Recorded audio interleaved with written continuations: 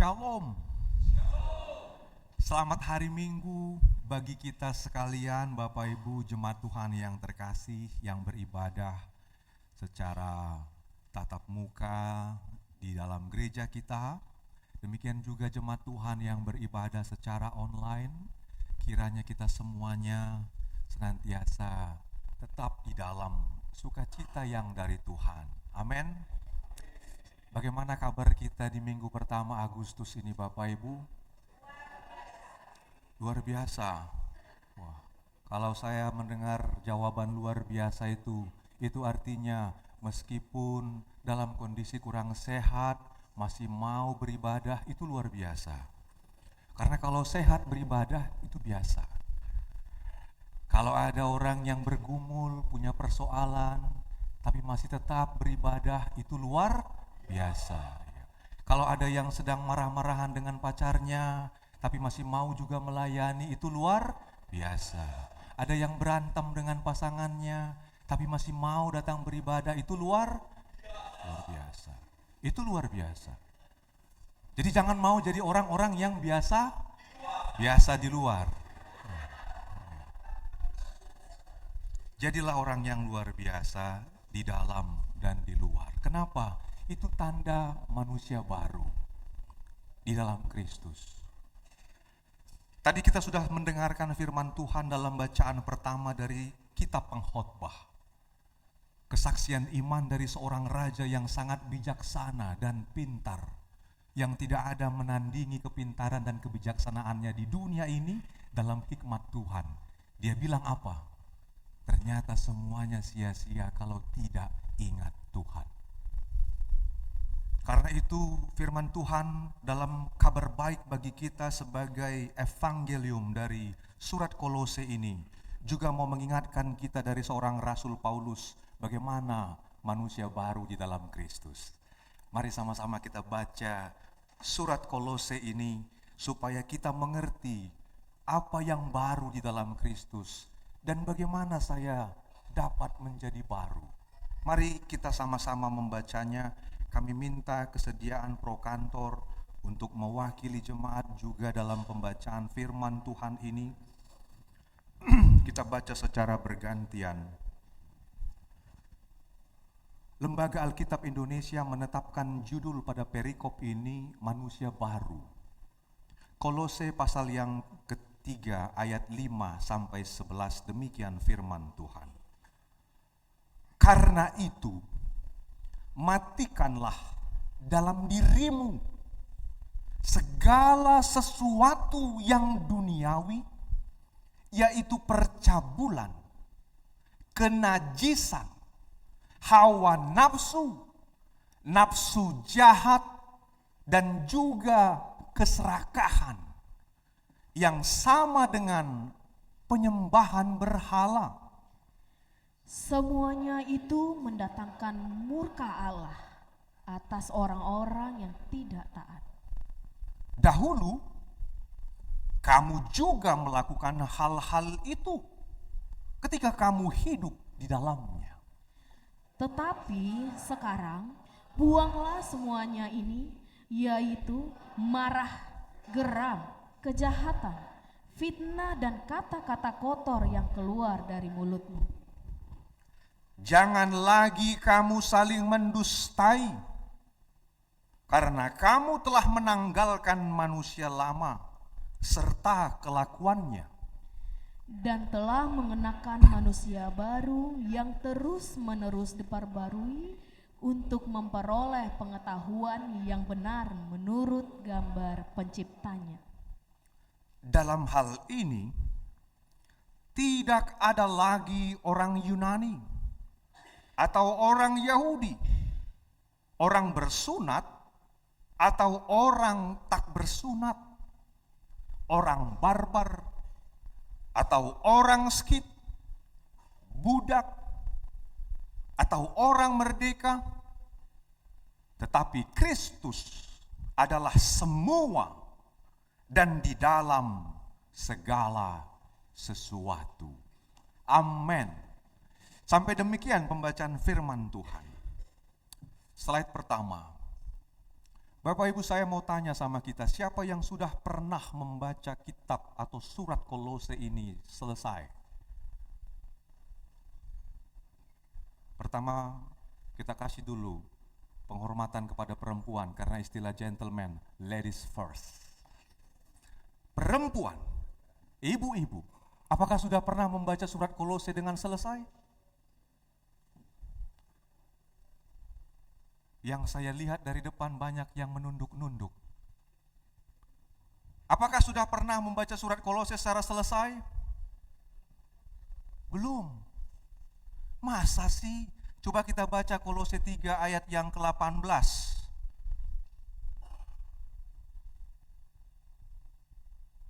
Apa judul perikopnya?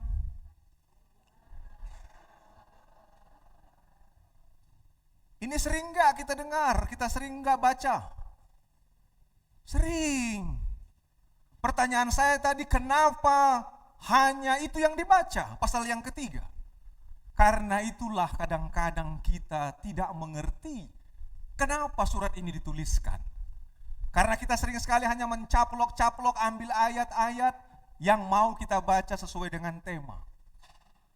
Sehingga kita gak tahu tujuan surat ini dituliskan.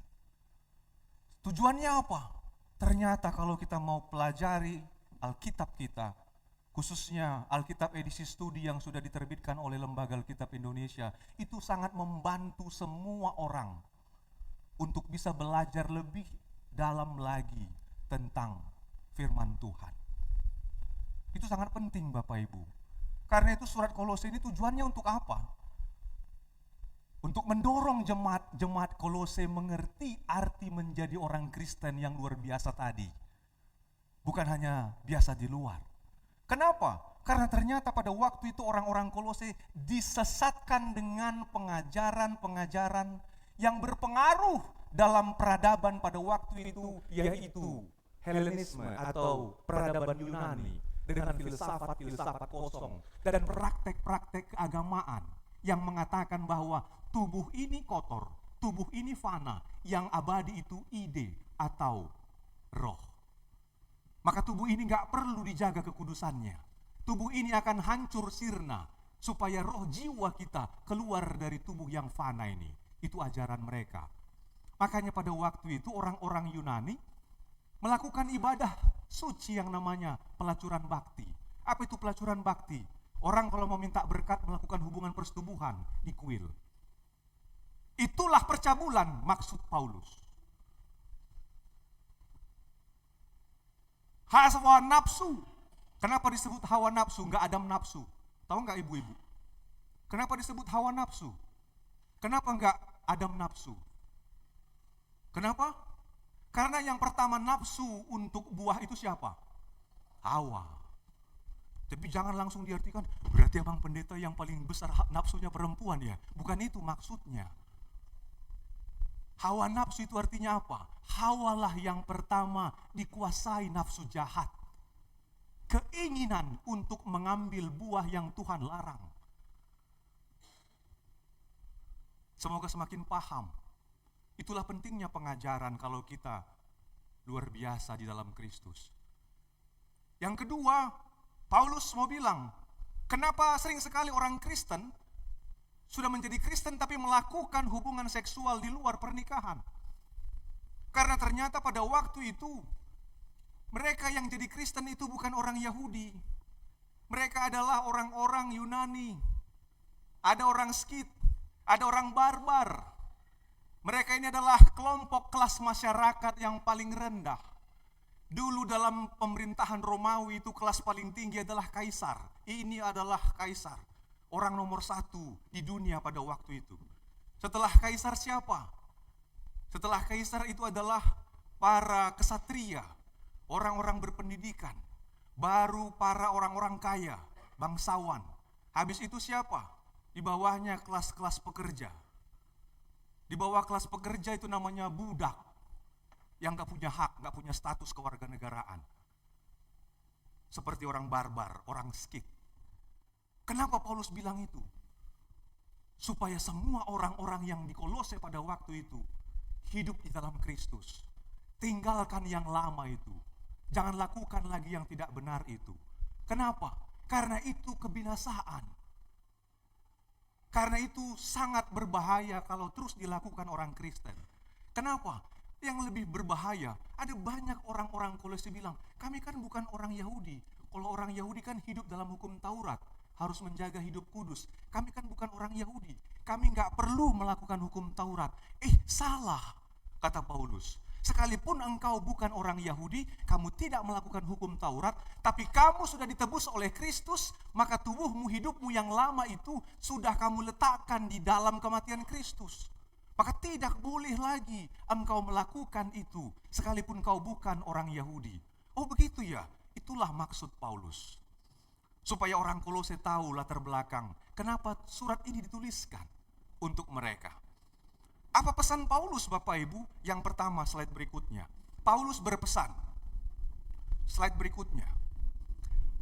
Apa kata Paulus? Sama-sama kita katakan 2-3 ya. Matikanlah segala sesuatu yang duniawi. Amang John Purba tahu artinya matikan? Bingung Amang John Napitupulu karena saya bilang John Purba, betul. Karena mereka sepertinya seolah-olah satu. Maksudnya satu di dalam firman Tuhan. John itu artinya Yohanes. Firman Yohanes. Bapak Ibu tahukah kita artinya matikan? Kenapa Paulus bilang matikan? Ini penting sekali bagi kita. Karena Paulus bilang matikan, kalau enggak dimatikan, kalau enggak dicabut, sampai ke akar-akarnya, itu akan menggerogoti tubuh orang Kristen. Apa itu yang menggerogoti itu? Ya yang harus dimatikan itu percabulan, kenajisan, hawa nafsu, apalagi keserakahan yang sama dengan penyembahan berhala. Ini harus dimatikan dari tubuh, kata Paulus. Kenapa harus dimatikan? Saya mencoba menggambarkannya. Kata matikan itu harus segera dilakukan dari tubuh. Kill off. Ya. Saya jadi mengerti kenapa dokter. Selama saya bertanya banyak, kebetulan ada jemaat kita yang mengalaminya, ada pembengkakan pada tubuh, kemudian disebut dia antara tumor atau kanker. Dokter bilang, setiap benjolan yang berbahaya itu, yang ada dalam tubuh, kalau tidak segera dimatikan, dicabut, dia akan pelan-pelan menghancurkan tubuh, mengambil semua darah kita, sehingga kita pelan-pelan akan mati, sum-sum kita dihabisi, semuanya sampai tubuh ini akan mati, binasa. Makanya dokter bilang, kalau sudah sampai stadium tertentu, itu harus segera dicabut, diambil yang ganas itu, atau tumor itu. Itulah maksud Paulus. Kalau kau tidak cabut itu, ambil itu, kau akan dibuat binasa. Jadi maksud Paulus Bapak Ibu, matikan itu, ini gak ada pilihan lain. Harus segera dicabut, diambil, dimatikan dalam tubuh kita. Kenapa? Karena itu Tuhan larang. Karena itu Tuhan gak suka.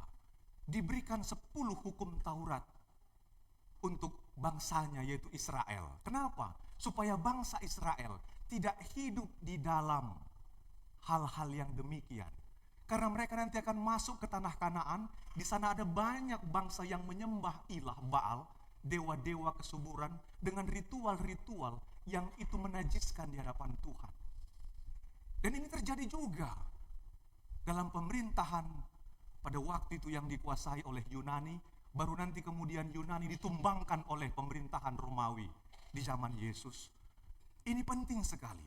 Tapi pengaruh pengajaran, filsafat, dan praktek kehidupan Helenisme itu masih terus berlangsung sampai di zaman gereja mula-mula. Ini tantangan Bapak Ibu. Pertanyaannya sekarang, apakah ini tidak dialami oleh orang-orang Kristen zaman sekarang? Jawabannya, sama-sama kita jawab, sama-sama. Kita alami atau tidak? Kita alami. Nah ini kalau kita tidak sadari ada cancer itu, Kita nggak mau jujur ada cancer itu di hadapan Tuhan, ini sulit untuk dimatikan. Yang kedua, apa kata Paulus dalam slide berikutnya? Paulus katakan sama-sama 2-3 ya. Tanda manusia baru, buanglah semua. Apa yang dibuang Bapak Ibu? Apa yang dibuang yang semua itu? Yang dibuang yang semua itu pada ayat yang ke-8. Saya mau ajak kita buka lagi Alkitab. Baca ayat yang ke-8. 2-3 ya. Tetapi sekarang buanglah semuanya ini, yaitu marah, geram, kejahatan, fitnah, dan kata-kata kotor yang keluar dari mulutmu. Pertanyaan saya, apakah ini enggak ada lagi dalam diri kita? Masih ada. Yang kita matikan itu, kata Paulus, dalam diri kita sekarang. Kenapa masih ada, Mang Pendeta? Yang harusnya kita buang ini juga sekarang sebagai tanda manusia baru, masih ada, Mang Pendeta. Kenapa bisa masih ada? Pertanyaannya, Paulus mau kita harus terus-menerus, sustainable, berkelanjutan, dibaharui oleh firman Tuhan. Kenapa? Karena fungsi tubuh, cara kerja tubuh, respon tubuh, pusatnya itu, kontrolnya itu adalah pikiran atau Paulus bilang dalam Roma 12, akal budi. Karena itu besar sekali pengaruh akal budi, besar sekali pengaruh pikiran, pengajaran bagi orang Kristen kalau mau berubah baru dalam Kristus. Jadi kalau nggak mau diajar, nggak mau dibimbing, nggak mau dinasehati, nggak mau dengar firman, percayalah nggak akan ada perubahan, nggak akan ada. Karena yang sanggup merubah manusia itu pekerjaan Roh Kudus yang mengajar dan membimbing. Ketika Tuhan Yesus naik ke surga, dia mengutus Roh Kudus sehingga murid-murid mengerti apa yang diajarkan oleh Tuhan Yesus. Inilah pesan dari Rasul Paulus. Apa yang dapat kita simpulkan Bapak Ibu yang terakhir? Ini dia rahasia Paulus. Apa rahasia Paulus? Sama-sama kita katakan, hidup dalam persekutuan. Makanya orang yang luar biasa itu adalah apapun persoalannya di luar sana, dia tetap hidup dalam persekutuan. Dia tetap ingat apa yang sudah dia terima dalam keselamatan. Dia tetap mengerjakan sekalipun banyak persoalan, banyak tantangan yang menghambat langkahnya untuk hidup di dalam Tuhan, tapi dia tetap hidup dalam persekutuan. Kenapa? Karena ini ciri-ciri orang yang sudah dewasa iman. Orang yang belum dewasa iman ini namanya masih remaja, labil. Ada persoalan gak gereja, yang bersoal dia sama tetangganya tapi dia gak datang bersekutu. Ini labil. Yang bersoal dia sama anaknya, sama istri suaminya, gak datang beribadah satu keluarga. Ini labil. Bahaya ini. Kenapa? Karena pikirannya masih dipengaruhi berbagai hal. Tapi orang yang sudah dewasa dalam pengajaran, makanannya makanan keras, kata Paulus, bukan susu dan roti. Karena itu manusia baru itu bukan manusia yang lembek, tapi yang tough, yang tangguh, yang berani menghadapi hal yang di luar sana dengan iman. Inilah manusia baru dalam Kristus. Maka gak usah heran kalau kemarin di Sukabumi pengerusakan, di Padang pengerusakan, sekarang Indonesia Timur, teman-teman di Kalimantan turun ke jalan menjaga kedaulatan tanah adat. Gak usah bereaksi. Gak usah bereaksi. Biasa saja di dalam Kristus. Supaya kita bijaksana, gak marah, gak ikut-ikutan. Kenapa? Paulus bilang, buang semua itu. Jangan marah. Jangan geram. Kadang-kadang kita lihat berita itu anak-anak sampai dipersekusi, trauma untuk ibadah. Kita geram, betul nggak? Geram kita. Tapi jangan geram, kata Paulus. Gak boleh. Kenapa? Itu merusak pikiranmu. Itu merusak emosimu. Mentalmu akan rusak. Kenapa? Karena kau tidak dikendalikan lagi oleh damai sejahtera Allah yang melampaui segala akal itu. Bapak Ibu, penting sekali surat Kolose ini. Makanya saya tadi bertanya di awal, siapa yang sudah baca surat Kolose? Siapa yang baca surat-surat Paulus, baca semua firman Tuhan dari kitab Kejadian? Jangan sampai nanti besok kita dipanggil. Tidak ada yang kita pernah baca. Jangan. Kalau dulu orang Kolose nggak baca Alkitab, gara-gara belum ada Alkitab. Masih surat-surat yang terpisah yang dituliskan. Sekarang 2025. Alkitab beredar disebarluaskan. Yaitu misi LAI. Tugas gereja mengajar. Makanya kita dorong semuanya supaya belajar mengajar. Sejak sekolah minggu. Saya bersyukur sekali kalau ada orang tua sambil marorot begini. Dia dengarkan firman Tuhan itu Bapak Ibu. Sekalipun tubuhnya tidur. Tapi ada banyak orang tua malas bawa anaknya ke gereja. Kapan anaknya dengar firman? Kapan anaknya dengar puji-pujian kepada Tuhan? Kadang-kadang kita mau menjadi manusia baru, tapi cara lama terus yang kita lakukan. Mau menjadi manusia baru, tapi tidak ada tindakan-tindakan firman Tuhan yang kita lakukan. Ada banyak orang keluar pada saat ibadah. Kapan dia mendengarkan firman? Kapan dia mau menjadi baru? Yang mengubah kita menjadi baru itu adalah firman Tuhan. Maka firman itu adalah pekerjaan Roh Kudus yang harus kita tangkap, terima, dengar, dan memampukan kita. Maka dari sini kita belajar dari Paulus. Apa yang harus dilakukan oleh orang Kristen? Sabar, saling mengampuni, dan mengupayakan persatuan. Inilah yang menjadi ikrar orang kudus dalam pengakuan iman kita yang tadi kita ikrarkan. Untuk yang ketiga, sama-sama kita katakan, aku percaya kepada Roh Kudus, gereja yang kudus, persekutuan orang kudus, terus pengampunan dosa, kebangkitan daging, dan hidup yang kekal. Itulah pengakuan kita. Pengakuan itu kan sebuah doa yang akan digenapkan terjadi di dalam kuasa Tuhan. Kapan kita sedang berproses menggenapkan, kita dituntun Roh Kudus. Gak pernah baca firman, ya Roh Kudusnya gak kerja. Roh Kudus bekerja kalau kita mau buka hati dan pikiran baca firman, maka Roh Kudus bekerja. Itu proses kerjanya kuasa Tuhan. Terima dulu firman, maka orang yang mendengar firman, imannya timbul. Tuhan Yesus baru bilang, imanmu luar biasa. Kenapa? Dia dengar firman. Jadi kalau nggak dengar firman, gimana mau jadi baru? Kalau nggak mau dengar firman, gimana mau berubah? Perubahan itu pekerjaan firman Tuhan. Makanya bangsa Niniwe mau dihanguskan Tuhan, Yunus disuruh ke sana, tidak mau Yunus, biarkan aja Tuhan habiskan aja mereka. Nggak boleh gitu Yunus. Akhirnya dia mengalami suatu kondisi alam ditelan sama ikan paus. Akhirnya dia sadar, baru dia beritakan firman sama orang Niniwe, bertobat orang Niniwe. Luar biasa. Pekerjaan kita adalah mau nggak dengar firman. Supaya Roh Kudus bekerja. Maka di sini Paulus juga mau memberikan pengajaran yang dapat membuat orang percaya itu menjadi baru adalah pengajaran Injil Kristus. Pertanyaan saya, sejak umur berapa kita ajarkan firman Tuhan sama anak-anak, ibu-ibu? Semua ibu-ibu yang ada di sini, semua ibu-ibu ya, yang gak ibu-ibu jangan jawab. Semua ibu-ibu di sini jawab. Sejak umur berapa kita ajarkan firman Tuhan sama anak-anak? 2, 3 ya. Sejak lahir, luar biasa. Luar biasa. Luar biasa sejak lahir. Tapi yang saya lihat orang Batak, jangankan lahir masih dalam kandungan, apa yang diajarkannya sama anak-anaknya? Dusta. Pak, pengen kali aku makan Black Forest.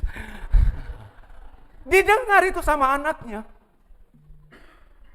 Mama pengen Black Forest ya? Iya. Aduh, kayak mana lah Pak permintaan dari dalam Pak? Ditimbang anaknya di puskesmas atau di rumah sakit, yang lebih berat badannya itu ibunya bukan bayinya. Jangan tanya ICI.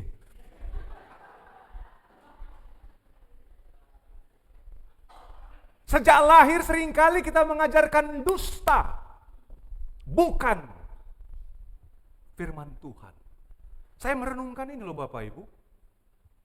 Saya sangat dalam merenungkan ini. Iya ya, kapan sebenarnya kita ini mengajarkan firman Tuhan kepada anak? Kalau ada orang dalam kandungan dia mengajarkan anaknya, nah ini udah ketahuan nih positif, udah berapa bulan dari dokter. Nah masih dalam bentuk janin yang sangat kecil itu, tapi sudah menjadi manusia. Nah firman Tuhan hari ini nak, dengarkan ya nak, itu baru namanya manusia baru. Dibentuk oleh firman Tuhan sejak dalam kandungan. Tapi coba kita ingat dulu, coba jujur. Apa yang kita ajarkan sejak kecil? Dustakah? Kebohongankah? Yang lebih berbahaya apa? Ada suami, istrinya mengandung. Apa yang dilakukannya? Yaitu yang dilarang sama Paulus tadi. Apa yang dilarang Paulus tadi? Percabulan. Berani bercabul di luar sana, istrinya sudah hamil.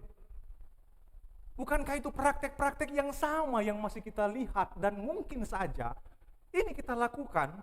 Apa bedanya dengan orang-orang Kolose pada waktu itu? Hawa nafsu, kemarahan, dan semua hal. Bukankah itu juga masih melekat dalam kedagingan kita, Bapak Ibu? Maka bagaimana kita mampu untuk bisa menyadari itu dan kemudian akal budi kita, pikiran kita bisa untuk dibaharui, kata Paulus, berubahlah oleh pembaharuan budimu. Itu kalau kita mau terima firman, dengarkan firman. Makanya gambar itu yang saya tunjukkan di dalam slide. Kalau ada orang tidak mau hidup dalam persekutuan, dia berarti tidak hidup dalam kebangkitan Kristus. Kalau ada orang tidak mau mendengarkan firman sejak kecil, berarti dia tidak mau hidup untuk terus dibaharui menjadi baru di dalam Kristus. Ini firman Tuhan hari ini. Jadi menjadi manusia baru itu adalah orang yang terus-menerus dibaharui firman Tuhan. Itulah definisi finalnya. Baru itu bukan langsung jadi. Bukan. Baru itu artinya apa? Dibaharui terus-menerus oleh Injil Kristus. Sampai kapan? Sampai kita mau panggil pulang pun. Firman itu yang menyertai. Bahkan sampai mau ditutup peti mati pun, itu firman Tuhan yang dibaca di gereja. Atau di rumah duka. Firman Tuhan untuk yang mati. Jadi firman Tuhan itu sebelum lahir sampai kita mati, firman itu menyertai semua orang percaya. Itulah proses pembaharuan. Supaya nanti ketika dalam hidup kekekalan, kita sudah mendengarkan firman itu. Ini penting bagi kita. Kemudian saya tadi pagi bertanya, dan sekarang harus saya tanya juga. Tadi sudah kepada ladies first, sekarang untuk para gentleman. Semua di sini yang gentleman jawab ini, jangan diam. Kalau ada yang tidak jawab berarti dia bukan gentleman. Saya mau tanya sama kita. Kalau ada anak-anak yang tidak mengenal Tuhan Allah, hukum yang pertama. Kalau ada anak-anak yang lebih percaya zodiak, lebih percaya kepada semua pengajaran dunia. Kalau ada anak-anak yang sembarangan berdusta kemudian mengatasnamakan Tuhan. Mak, aku mau kuliah inilah, Mak. Serius loh, Nak? Iya, aku udah kudoakan, Mak. Mendusta atas nama Tuhan. Dan yang paling, dia tidak hidup dalam persekutuan. Dia tidak mau beribadah. Dia tidak mau hidup bersama dengan orang-orang percaya. Saya mau tanya sama para gentleman, itu salah anak atau salah orang tua? Saya tanya gentleman. Itu salah anak atau salah orang tua? Semua gentleman jawab 2-3 ya. Tadi pagi ada yang jawab dua-duanya. Katanya itu salah anak dan setelah saya ajak buka kitab Ulangan, baru yang mengatakan dua-duanya itu diam. Saya nggak tahu dia minta ampun sama Tuhan atau bertobat atau enggak. Tapi semoga kita menyadarinya. Kita buka kitab Ulangan pasal 6. Mari buka. Supaya kita belajar, sejak dahulu Tuhan Allah itu sudah memberikan pengajaran kepada umatnya. Maka kalau enggak dilakukan pengajaran ini, jangan salahkan anak. Karena kita pun tidak pernah melakukan hal yang Tuhan perintahkan. Kalau kita sudah menemukannya, kita katakan amin. Ulangan 6 kita baca ayat yang 4-9. Kami minta juga kesediaan pro kantor. Kami mulai dari ayat yang keempat, 2, 3 ya. Dengarlah hai orang Israel, Tuhanlah Allah kita, Tuhan itu esa. Kasihilah Tuhan Allahmu dengan segenap hatimu, dengan segenap jiwamu, dan segenap kekuatanmu. Apa yang kuperintahkan kepadamu pada hari ini, haruslah kau taruh dalam hatimu. Haruslah engkau mengajarkannya berulang-ulang kepada anak-anakmu dan rumahmu, ketika engkau duduk di rumahmu atau sedang dalam perjalanan, ketika engkau berbaring atau bangun. Engkau juga harus juga mengikatkannya sebagai tanda pada tanganmu dan menjadikannya lambang di dahimu. Haruslah engkau menuliskannya pada tiang pintu rumahmu dan pada pintu gerbang kotamu. Kalau ini dilakukan orang Yahudi, makanya nggak ada orang Yahudi di hari Sabat itu yang tidak beribadah, Bapak Ibu. Nggak ada. Kenapa? Karena kalau tidak dilakukannya ini mereka akan disuruh keluar dari rumah, karena rumah itu adalah bait Allah yang kecil. Sebelum nanti dilakukan juga pengajaran di sinagoga atau di bait Allah. Ini dilakukan mereka. Makanya kalau mau belajar tentang bagaimana orang Yahudi berhasil, kita harus melihat dan mau belajar dari pola kehidupan mereka yang itu Tuhan mau. Anak-anak Yahudi dalam masa kandungan 9 bulan itu sudah harus diajari mendengarkan Taurat atau firman Tuhan. Itu dibaca, didengarkan, bahkan bernyanyi, berdoa. Perempuan Yahudi atau orang Israel yang mengandung itu gak boleh makan sembarangan. Harus makan buah-buahan, kacang-kacangan, ikan. Tapi bagian ikan yang gak boleh dimakan adalah kepala ikan. Tapi coba lihat orang Batak kalau hamil. Jangankan kepala ikan, durinya pun dimakan.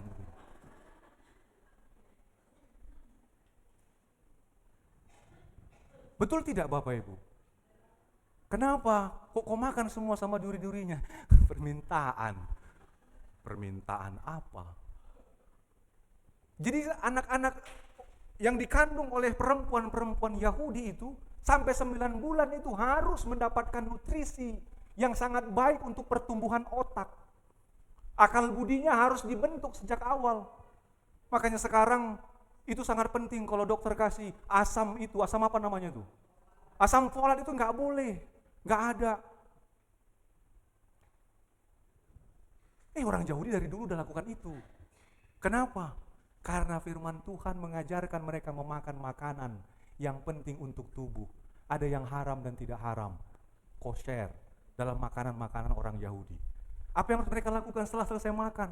Mereka harus mengisi kegiatan senggang itu dengan mengisi TTS matematika atau menjawab soal matematika. Kenapa? Supaya ibunya pintar dan itu akan mempengaruhi genetik anaknya. Saya mau tanya sama kita, kalau ibu-ibu hamil waktu senggang, apa yang dilakukan ibu-ibu? Saya tanya ibu-ibu, jangan bapak-bapak yang jawab. Seolah-olah bapak-bapak kayak tahu aja apa yang dilakukan sama ibu-ibu. Apa yang dilakukan sama ibu-ibu? TikTok. Makanya di dalam pun sudah bertiktok sejak dalam kandungan. Kacau kan? Makanya jangan heran sekarang kata generasi alpha itu melek teknologi. Ya memang karena waktu hamil pun mereka udah begitu. Saya kaget sama si Ethan. Belum ada 2 tahun, masih 1 tahun setengah. Tapi udah bisa selfie. Coba bayangin. Wah, ini kok berat sekali memorinya. Ternyata saya salah settingan cepat itu adalah langsung kamera. Dan dia pencet semua wajahnya sambil senyum-senyum begitu. Dan semua fotonya. Kapan ini belajar saya pikir. Jangan langsung disalahkan Inang Pendeta, berarti Inang Pendeta waktu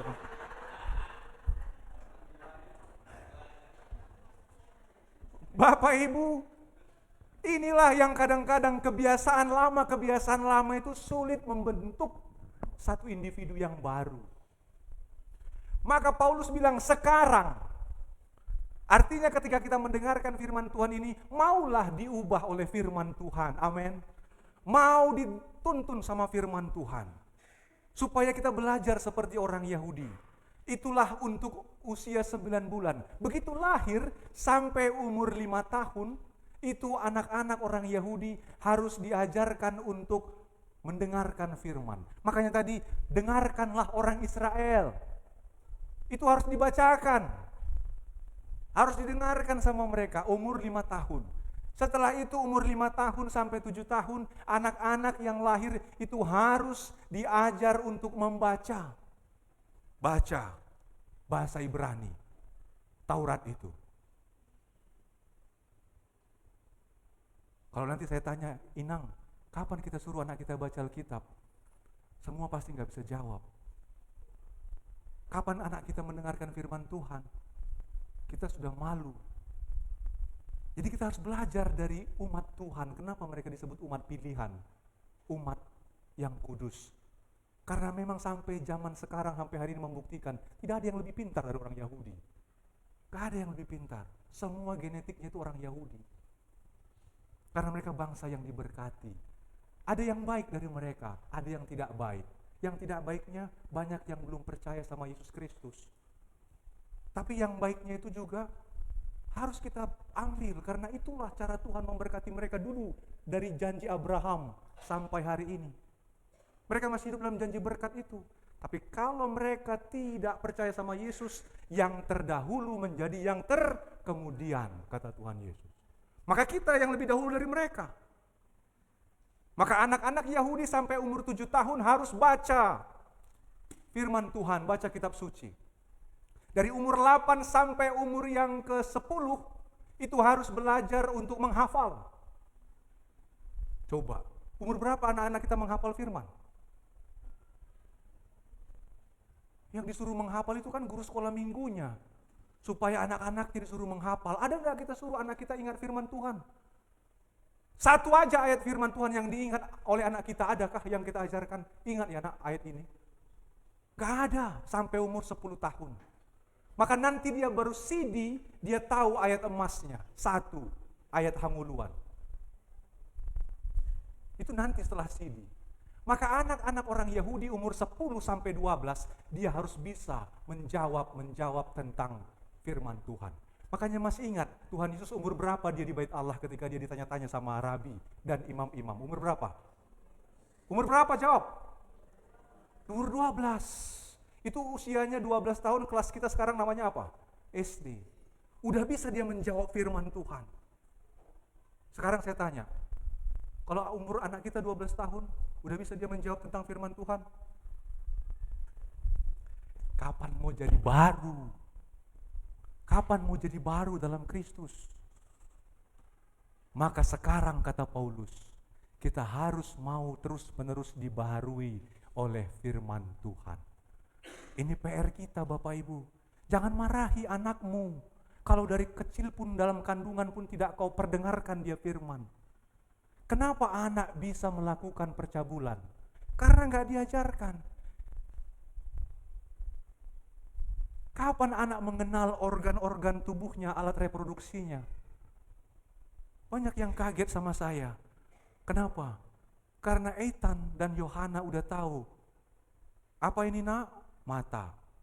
Apa ini nak? Rambut. Apa ini nak? Telinga. Semua organ. Sampai dia pegang. Karena saya nggak tanya. Dia pegang alat kemaluannya. Papa, itu penis nak. Saya harus kasih tahu dia bahasa yang benar. Apa namanya? Penis nak. Oh ini penis. Dia udah tahu. Jadi otaknya mengerekam, mengingat penis itu ciptaan Tuhan. Saya tanya sama kita, umur berapa kita dikasih tahu orang tua tentang organ-organ tubuh alat reproduksi kita? Gak ada. Sekolah yang mengajarkan itu. Maka seolah-olah itu pekerjaannya sekolah. Firman Tuhan, anak perempuan yang pertama kali mengeluarkan lelehan, namanya menstruasi, itu diajarkan. Anak laki-laki yang mengeluarkan lelehan, namanya mimpi basah, itu diajarkan. Jadi orang itu tahu, oh berarti gak boleh sembarangan, ini kudus, tubuhmu bait Allah. Kenapa? Diajarkan firman Tuhan. Saya tanya sama kita, kapan kita ajarkan itu Bapak Ibu? Tabu. Kita anggap itu nggak penting. Akhirnya dia di luar dari internet dia tahu, ini bentuknya, bermacam-macam bentuknya. Wow. Kita ketinggalan. Padahal sudah diciptakan Tuhan, Adam laki-laki, Hawa perempuan. Itu semuanya. Tabu nggak itu? Tabu nggak? Nggak tabu. Jadi untuk menjadi manusia baru, jangan tabu membicarakan tubuh manusia yang baru ini. Apa tubuh manusia? Yang diciptakan Tuhan ini. Jangan tabu. Harus tahu fungsinya di dalam Kristus. Jangan lagi gunakan semua alat reproduksi untuk percabulan. Jangan lagi gunakan hasratmu, nafsumu untuk nafsu jahat. Kapan kita tahu itu? Kalau firman Tuhan itu membaharui. Inilah yang Paulus harapkan. Supaya orang Kristen dan kita juga, gereja, itu benar-benar menjadi baru, bukan casingnya. Bukan kebiasaannya. Tapi benar-benar itu lahir dari ada firman Tuhan, ada Kristus yang menuntun kita, termasuk Inang. Roshe Boru Mahulai. Gak kebetulan Inang harus hari ini. Bukan saya yang mau mengagendakan tanggal ini. Harusnya bulan lalu kita buat. Tapi kenapa kita harus belajar supaya jemaat menyaksikan Inang ini siap. Karena dia juga adalah orang yang sudah meninggalkan masa lalu. Tapi dia mau datang ke gereja, Amang aku mau belajar menjadi seorang Kristen. Itu luar biasa. Maka inilah yang Tuhan kehendaki supaya kita benar-benar baru. Itu bukan baru karena dunia ini, tapi dibarui dalam Kristus. Firman Tuhan yang membarui. Bang Jos, kita nyanyikan lagu. Apa lagu yang kita nyanyikan untuk mengingat kita? Kita ini sudah mematikan tubuh kita yang lama. Maka mari nyanyikan ini dan katakan sama Tuhan, Tuhan, aku telah mati, kutanggalkan semua itu, kulepaskan semua itu.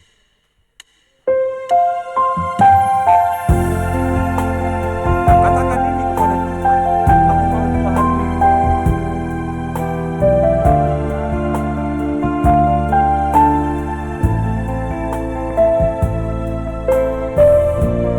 Di multimedia boleh bantu. Yang tahu, mari kita nyanyikan sebagai pengakuan kita.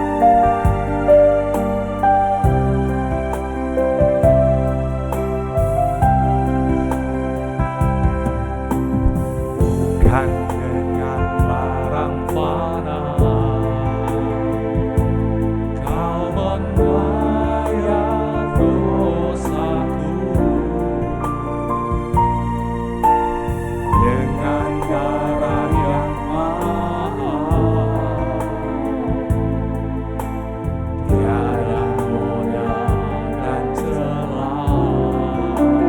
Bukan dengan emas perak, bukan dengan emas perak kau menebus diriku. Oleh segenap kasih dan pengorbananmu, ku telah mati dan tinggalkan cara hidupku yang lama. Pengkhotbah bilang sia-sia. Semuanya sia-sia dan tak berarti lagi. Hidup ini ku letakkan pada mesbah-Mu ya Tuhan. Jadilah padaku seperti yang Kau ingini. Jadilah padaku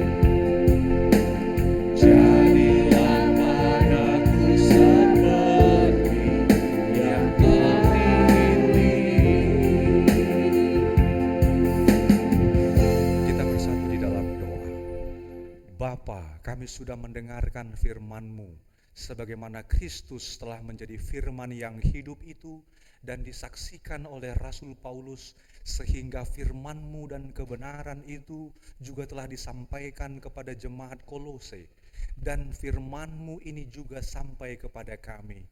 Tuhan, Engkau menghendaki supaya kami menjadi manusia baru di dalam Kristus, dan itu adalah pekerjaan Roh Kudus-Mu ketika kami mau diterangi oleh setiap firman Tuhan. Tuhan berkati semua jemaat-Mu yang boleh mendengarkan firman-Mu, supaya kami semua yang mendengar dapat melakukannya dalam hidup kami. Kami bersyukur Tuhan dan menyerahkan seluruh jemaat-Mu selama sepekan ke depan. Berkati pekerjaan, usaha, dan semua pergumulan mereka boleh menjadi tanda sukacita karena Tuhan memelihara semua kehidupan jemaat-Mu. Di dalam rasa syukur kami juga mengingat setiap jemaat-Mu yang berulang tahun di dalam kelahiran mereka. Kami berdoa Tuhan untuk anak Tuhan Gabriel Tolhas Panjaitan, untuk saudari Devi Liana, untuk anak Tuhan Yena Zivana Serepita Siregar, untuk saudara Marihot Sotarduga Purba, dan juga anak Tuhan Marture Joy Arta Syahaan. Berkati Tuhan dan pelihara mereka dalam setiap tumbuh kembang, dalam setiap pendidikan, bahkan sebagaimana Tuhan merancangkan yang terbaik, kiranya itu Tuhan genapkan di dalam kehidupan mereka. Terima kasih ya Tuhan Yesus, di dalam pengasihan-Mu kami memohon. Dengarkanlah doa kami ini, yang kami sampaikan hanya di dalam nama-Mu. Kami berdoa dan mengucap syukur. Amin. Mari kita kembali bernyanyi memuji Tuhan.